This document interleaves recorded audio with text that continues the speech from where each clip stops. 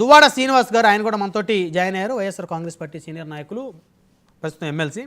Right, ముందుగా మనం గురుమూర్తులు గారితో మాట్లాడదాం. గురుమూర్తులు గారు, గురుమూర్తులు గారు, గుడ్ ఈవినింగ్ అండి. నా వాయిస్ వినిపిస్తుందా మీకు? ఒకసారి మీ ఫ్రేమ్ రొటేట్ చేసుకోండి సార్. వినిపిస్తుందండి. దువ్వాడ గారు, మీరు ఒకసారి ఫోన్ రొటేట్ చేసుకోండి. గురుమూర్తులు గారు, ఇప్పుడు చంద్రబాబు నాయుడు గారి ఇంటి మీద ఆ రోజు జోగి రమేష్ గారు దాడికి వెళ్ళారా, నిరసన తెలియజేయడానికి వెళ్ళారా? బ్రహ్మనాయుడు గారు, మీకు ప్యానల్లో ఉన్నటువంటి మిత్రులకి, 99 టీవీ వీక్షకులకి హృదయపూర్వక నమస్కారాలు తెలియజేసుకుంటూ, మీరు అన్నట్టు నా పేరు గురుమూర్తులు కాదు, గురుమూర్తి. ఓకే సార్, జోగి రమేష్ గారి ఎపిసోడ్ ఒకసారి ఆ రోజు మనం పరిశీలించినట్టయితే, ఒకసారి 5 సంవత్సరాలు వైసీపీ పాలన కనుక మనం ఒకసారి చూసుకున్నట్టయితే, ఆనాడు కూల్చివేతలు, దాడులు, దౌర్జన్యాలు, హత్యలు, అరాచకాలు, ఈ విధంగా వాళ్ళ యొక్క పరిపాలన సాగింది. ఈ మాట నేను ఎందుకు చెప్తున్నానంటే, జగన్మోహన్ రెడ్డి గారు ముఖ్యమంత్రిగా ఉండి ప్రజావేదికలో కూర్చుని ఐఏఎస్లతో, ఐపీఎస్లతో సమావేశం పెట్టి, ఆ సమావేశం అయిన తర్వాత ఆయన బయటకు వస్తూ ప్రజావేదికని కోల్చండి అని చెప్పారు. ఆ ప్రజావేదికను కోల్చడం ద్వారా అప్పుడు వాళ్ళ నాయకులు అనుకున్నారు, మన నాయకుడికి జేసీబీతో పనిచేయటం ఎక్కువ ఇష్టం, కూల్చివేతలు, దాడులు చేస్తే ఈయన సంతోషపడతాడేమనుకుని వాళ్ళు ఏం చేశారు, వాళ్ళ నాయకులు గన్నవరంలో వంశీ తెలుగుదేశం పార్టీ కార్యాలయం మీద దాడి చేశారు. అదేవిధంగా గుడివాడలో నాని తెలుగుదేశం పార్టీ కార్యాలయం మీద దాడి చేశారు. రాయలసీమలో అదేవిధంగా ఎమ్మెల్యేలని మర్చిపోయి కత్తులు, కర్రలతో మరి వీర విహారాలు చేస్తా తిరుగుతా వాళ్ళు ఇష్టం వచ్చినట్టు చేశారు.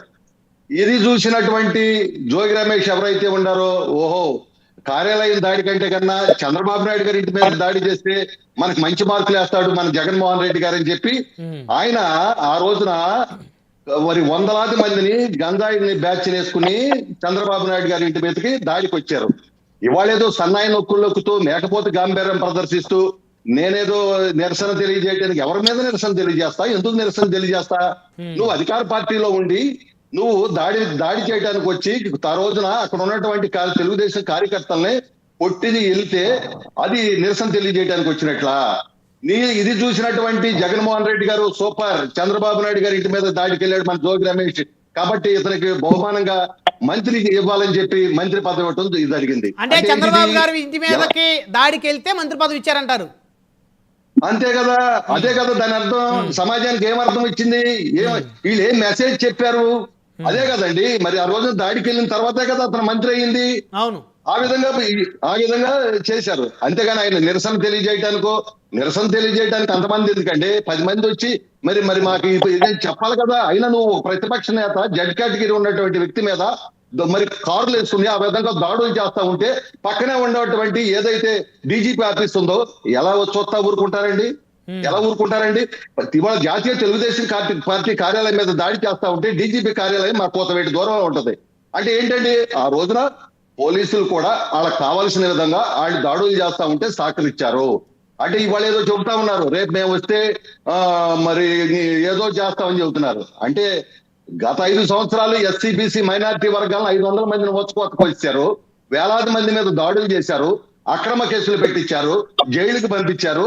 ఇవాళ ఏంటి, మళ్ళీ రేపు వస్తే 1000 మందిని చంపుతామన్నా? మీరు ఇచ్చే మెసేజ్ ఇవాళ ఒక్కటే సార్, ప్రజలు ఎప్పుడు కూడా సక్సెస్ ని కోరుకుంటారు, అభివృద్ధి సంక్షేమాన్ని కోరుకుంటారు, రాష్ట్రం బాగుండాలని కోరుకుంటారు. అందుకనే వీళ్ళు ఏమనుకున్నారంటే 175కు 175 మాకే వస్తాయి, ఎందుకంటే మేము ఒక 20 సంవత్సరాలు 25 ఏళ్ల పాటు అధికారంలో ఉండబోతున్నాం అని చెప్పి వీళ్ళు ఇష్టం వచ్చినట్టు ఈ రాష్ట్రంతో వ్యాపారం చేసుకున్నారండి. ఈ రాష్ట్రంతో వ్యాపారం చేశారు. లిక్కర్ గాని, ల్యాండ్ గాని, శాండ్ గాని, వైన్ గాని, మైన్ గాని వ్యాపారం చేస్తున్నారు. ప్రజలు ఏంటంటే ఏదో ఆ ప్రజలకు ఇచ్చేది ఇస్తున్నాం కాబట్టి మనం ఏం చేసుకున్నా కూడా ఇబ్బంది లేదని చెప్పి వాళ్ళు ఇష్టం వచ్చినట్టు చేస్తే ప్రజల అమాయకులండి. 175 అంటే ఈ దేశంలో, ఈ రాష్ట్రంలో, ప్రజాస్వామ్య దేశంలో ప్రతిపక్షం లేకుండా ఉండకూడదని కోరుకుంటారు ఎవరైనా? చెప్పమనండి. అంటే ఏంటి, వీళ్ళ నియంత్రణ ధోరణి, వీళ్ళ నిరంకుశత్వం ఏ స్థాయికి వెళ్ళిపోయింది అనేది ప్రజలు అర్థం చేస్తున్నారు. కాబట్టి వీళ్ళకి ప్రతిపక్షం లేకుండా చేశారు. 11 సీట్లు ఇచ్చారు. ప్రధానంగా నిన్న మొన్నటి వరకు కాస్త వెనకడుగు వేసిన మాట వాస్తవం వైసీపీ నేతలు కొంతమంది. ఇప్పుడు కంప్లీట్ గా ఎవరైతే జోగి రమేష్ గారు మాట్లాడుతూ ఏడాది తర్వాత రెడ్ బుక్ను మర్చిపెట్టుకోమంటున్నారు. అంటే ఇంకా వారికి ఏమైనా కాన్ఫిడెన్స్ వచ్చిందా, వారి ప్రభుత్వం ఏమైనా అధికారంలోకి వస్తున్న కాన్ఫిడెన్సా, లేకపోతే ఏంటి? ఇప్పుడు మేకపోతు గాంభీర్యం ప్రదర్శిస్తా ఉన్నారు, వీళ్ళేమో రెడ్ బుక్ మడవాలంటున్నాడు. వీళ్ళ నాయకుడు జగన్మోహన్ రెడ్డి గారు ఏ మీటింగ్ లో మాట్లాడినా రెడ్ బుక్ అని కలవరిస్తా ఉన్నారు. దీన్ని బట్టి వాళ్ళే ఇప్పుడు రెడ్ బుక్ అంటే కూడా రెడ్ బుక్ ఏంటండి, అసలు రెడ్ బుక్ ఏంటండి? ఆనాడు ఆయన నారా లోకేష్ గారు యువగళం పేరిట పాదయాత్ర చేస్తూ పేద బడుగు బలహీన వర్గాలకు సంబంధించినటువంటి కష్ట సుఖాలు అందుట్లో రాశారు. ఎవరైతే అధికారులు మరి అధికారం అడ్డం పెట్టుకుని మరి వాళ్ళు ఇష్టం వచ్చినట్టుగా ప్రవర్తించారో అందుట్లో రాశారు. ఎవరైతే ఇష్టానుసారంగా దోపిడీలు చేశారో దోపిడీలు దాంట్లో రాశారు. అంతేగాని రెడ్ బుక్ అనేది వాళ్ళేదో సొంత రాజ్యాంగమో లేకపోతే ఏదో కాదు. పేదవాడి కన్నీరు కష్టాలు అందుట్లో ఇమిడి ఉన్నాయి.